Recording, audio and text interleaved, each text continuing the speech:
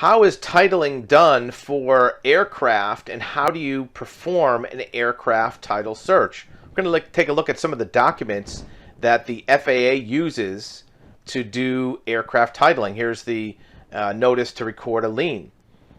But an aircraft title is different from a vehicle title. Vehicle title is actually a title certificate. It's a piece of paper associated with every vehicle. An aircraft title is done more like real estate. It's really consisting of the records found in the FAA aircraft registry.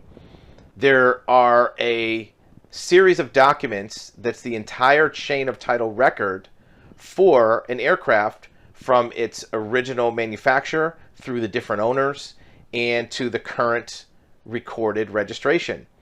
And the way you perform a title search is to start with that first document, work your way forward, comparing the ownership records to determine if the ownership was transferred properly in what's called a chain of title.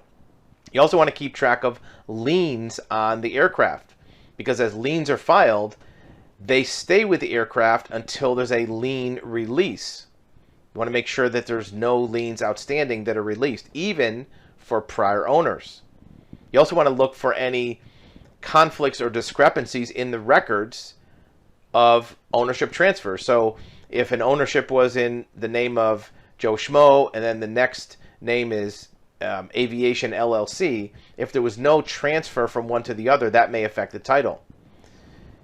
In theory, you can do an aircraft title search yourself. All of the FAA records are public records. You can request them.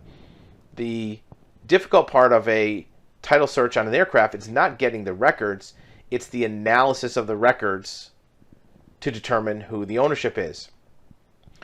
Making sure the aircraft has a clear title is important. You want to make sure there's no unreleased liens or chattel mortgages.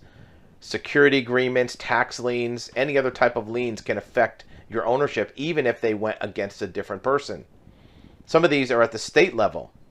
In addition, aircraft above a certain size, for example, engines that are 550 horsepower or more, or propellers that can handle 750 horsepower or more, may also have separate title records associated with them and or liens.